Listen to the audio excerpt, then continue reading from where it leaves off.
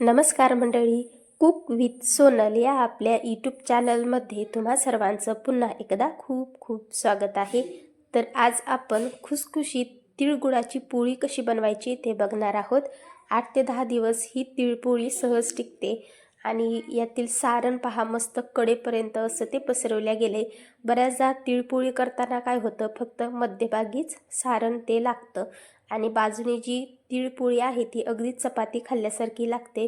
तर असं होऊ नये यासाठी आपण खूप साऱ्या टिप्स बघणार आहोत। मस्त कडेपर्यंत यामध्ये सारण भरल्या जातं। तर ही पोळी मी तुम्हाला थोडीशी मोडून दाखवते, पहा मस्त अशी ही कुस्करल्या जाते। अजून ही थोडीशी गरम आहे त्यामुळे थोडीशी मऊ लागते, पण जशी ही पोळी पूर्ण थंड होईल तशी ती छान अशी आपण हाताने कुस्करली तरी तिचा चुरा होतो, अशी मस्त खुसखुशीत ही पोळी बनते। आता तिळगुळाची पोळी बनवण्यासाठी सर्वात अगोदर 1 वाटी भरून तीळ घेतलेले आहेत, पाव वाटी शेंगदाणे, 1 वाटी भरून गूळ घेतलाय। गूळ वाटीमध्ये भरत असताना चांगलं असा दाबून भरा, म्हणजे सारण चांगलं गोड होईल। आता तीळ आपण भाजून घेऊयात। तर कढई मी सुरुवातीला गरम करून घेतली, नंतर पूर्णपणे गॅस बारीक करून घेतलेला आहे। आता बारीक गॅसवरती हे तीळ आपल्याला 2 ते 3 मिनिटे भाजून घ्यायचेत। तीळ भाजत असताना त्याला सतत असं मिक्स करायचं, म्हणजे ते सर्व बाजूंनी सारखे असे भाजले जातील। तर खमंग असे हे तीळ आपल्याला भाजून घ्यायचे। जेवढे खमंग तीळ भाजाल तेवढी पोळी सुद्धा खायला खमंग लागेल, पण खूप जास्त जर भाजले तर ते कडसर लागतील। 2-3 मिनिटांमध्ये व्यवस्थित असे हे तीळ भाजले जातात। त्याच कढईमध्ये आपल्याला शेंगदाणे सुद्धा खरपूस भाजून घ्यायचेत। तर शेंगदाण्यावरती हलकेसे आता काळे ठिपके आपल्याला दिसू लागलेले आहेत आणि ते खरपूस भाजल्या गेलेत। तर आपण शेंगदाणे सुद्धा दुसऱ्या प्लेटमध्ये काढून घेऊयात। आता त्याच कढईमध्ये आपल्याला ग्लासभर पाणी टाकून घ्यायचं आहे। मोठा गॅस करूयात आणि हे पाणी उकळण्यासाठी ठेवूयात। यामध्ये आपल्याला कुठल्याही प्रकारचं एक भांडं असं ठेवायचं आहे। याच्यामध्ये घेतलेला गूळ टाकायचा आहे। हा गूळ आपल्याला पाण्यावरती असाच वितळून घ्यायचा आहे। गुळामध्ये पाणी जाणार नाही याची काळजी घ्यायची आहे। आपल्याला गुळामध्ये अजिबात पाण्याचा वापर करायचा नाही, वाफेवरतीच हा गूळ आपल्याला वितळून घ्यायचा आहे। गूळ वितळत आहे, गॅस मी बारीक करून घेतलाय, तोपर्यंत आपण शेंगदाणे आणि तीळ दळून घेऊयात। तर सुरुवातीला शेंगदाण्याचं टरफल आपल्याला काढून घ्यायचंय, तर शक्य होईल तेवढं याचं टरफल मी काढून घेतलंय। आता मिक्सरच्या भांड्यामध्ये हे शेंगदाणे आणि तीळ आपण टाकून घेऊयात। सोबतच 3 ते 4 इलायची सुद्धा मी यामध्ये टाकून घेते। हवं तर इलायची पावडर सुद्धा तुम्ही यामध्ये वापरू शकता। आता बारीक असं आपल्याला याला दळून घ्यायचं आहे, जाडसर ठेवायचं नाही, नाहीतर पोळी फाटू शकते।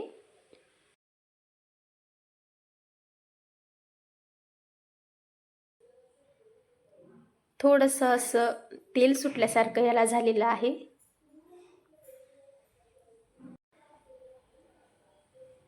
आता आपण गूळ वितळला आहे का ते बघूयात। तर पहा, गूळ सुद्धा चांगला वितळू लागलेला आहे।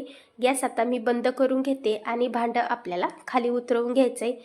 आता भांडं बाजूला काढून घेतल्यानंतर व्यवस्थित असा यातील गूळ मिक्स करून घ्यायचा, म्हणजे तो छान मऊ दिसतो। तर पहा, मी याला असं थोडंसं मिक्स करून घेते। गूळ थोडासा मिक्स केला की नंतर यामध्ये आपण जे शेंगदाणे आणि तीळ दळून घेतलेत ते संपूर्ण यामध्ये टाकून घ्यायचेत। हाताने आता व्यवस्थित आपण याला मळून घेऊयात। सर्व तीळ आणि गूळ एकजीव आपल्याला करून घ्यायचं आहे। अगदी पूर्णाप्रमाणे हे सारण आपल्याला बनवायचं आहे। फक्त थोडंसं याला असं मळून घेतलं की मस्त याला ओलसरपणा जो असतो तो येतो आणि अगदी पुरणासारखा याचा गोळा बनतो। हे सारण अजिबात चिकट होत नाही किंवा खूप असं सुटसुटीत सुद्धा होत नाही। यामुळे आपली पोळी जास्त दिवस टिकते सुद्धा आणि छान खुसखुशीत सुद्धा होते। तर पहा, याचा एक गोळा मी तुम्हाला असा बनवून दाखवला तर तो सहज बनला जातोय आणि असा कुस्करला तरीही तो चिकट होत नाही। थोडासा असा रवाळ त्याचं टेक्स्चर झालेलं आहे। आता आपण याला झाकून बाजूला ठेवूया, तोपर्यंत कणिक मळून घेऊ।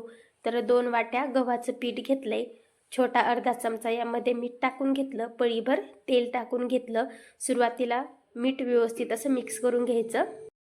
आता यामध्ये थोडं थोडं पाणी टाकत याची कणिक आपल्याला मळून घ्यायची आहे। तर कणिक मळताना सर्वात अगोदर जसं पिठामध्ये पाणी लागेल तसं पाणी यामध्ये टाकत जायचं आणि याला सर्व पीठ जे आहे ते ओलसर करून घ्यायचं। यामुळे कणिक खूप चांगली मळल्या जाते आणि जास्त मेहनत न घेता पटकन ही कणिक मळल्यासुद्धा जाते। तर मी याला सर्व पिठाला अगोदर फक्त ओलं करून घेते आणि नंतर जसं लागेल तसं पाण्याचा हात लावत याला मऊ करून घ्यायचं आहे। तर अशी पटकन ही कणिक आपली मळून तयार होते। आपण चपातीसाठी जशी कणिक मळतो अगदी तशीच कणिक मी मळलेली आहे। या कणकेला भिजत ठेवायचं नाही, लगेचच आपण याची पोळी बनवून घेऊयात। तर एक मध्यम आकाराचा पिठाचा गोळा घेतलाय आणि त्यापेक्षा छोटा तिळगुळाचा गोळा बनवून घेतलेला आहे। आता कणकेची आपल्याला एक चप्पट अशी पारी बनवून घ्यायची आहे। अंगठ्याच्या मदतीने सर्व बाजूने एकसारखी अशी पारी मी याची बनवून घेते आणि याच्यामध्ये तिळगुळाचं सारण आपण भरून घेऊयात।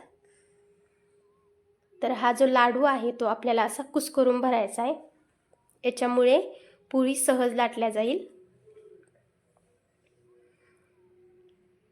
आता व्यवस्थित असं आपल्याला याला बंद करून घ्यायचं आहे। तर हलक्या हाताने फक्त वरची जी कणिक असते ती आपल्याला अशी एकत्रित आणत जायची आहे आणि सारणसुद्धा थोडंसं असं मध्ये दाबून घ्यायचं आहे। तर पहा या पद्धतीने आता जी जास्तीची कणिक आहे ती सर्व मी काढून घेते।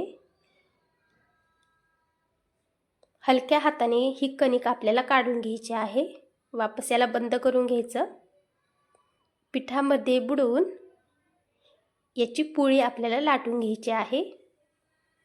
पोळी लाटत असताना थोडंसं हलक्या हातानेच लाटायचं आहे।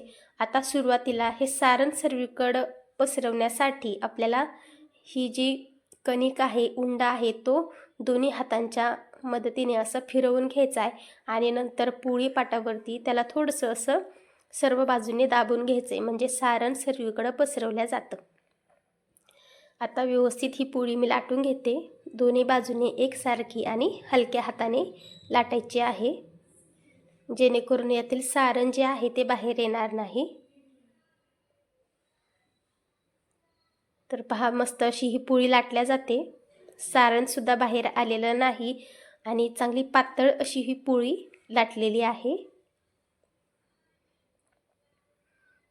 तर पोळी आता मी लाटून घेतली आहे, खूप जाड ठेवलेली नाही, मस्त पातळ अशी बनवलेली आहे।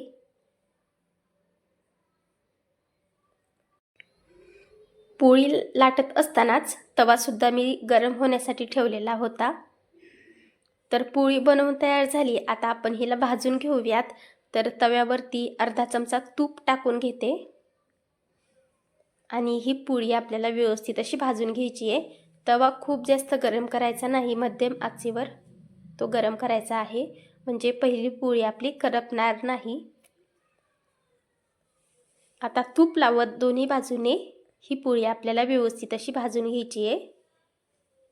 सुरुवातीला मी याला हातानेच असं पलटी करून घेते, कारण उलटण्याचा वापर जर केला तर पोळी मोडू शकते। पोळी थोडीशी भाजली की नंतर आपण याला उलटण्याने पलटू शकतो। अजून याला मी दुसऱ्या बाजूने सुद्धा व्यवस्थित असं तूप लावून घेतलंय आणि मध्यम आचेवरच ही पोळी आपल्याला भाजून घ्यायची आहे, कारण यामध्ये आपण गूळ वापरलाय तर खूप पटकन ही भाजल्या जाते, त्यामुळे मध्यम आचेवर व्यवस्थित तिला भाजून घ्यायची। तर पहा मस्त अशी दोन्ही बाजूने ही खरपूस अशी आपली पोळी भाजून तयार झालेली आहे। एवढ्या प्रमाणामध्ये या आकाराच्या 6 ते 7 पोळ्या सहज तयार होतात। तर मस्त आपल्या या खमंग खुसखुशीत 8 ते 10 दिवस सहज टिकणाऱ्या तिळगुळाच्या पोळ्या बनवून तयार आहेत। मकर संक्रांतीला नक्की बनवून बघा। व्हिडिओ आवडला असेल तर लाईक करा, शेअर करा। चॅनलवर जर नवीन असाल तर सबस्क्राईब करायला विसरू नका।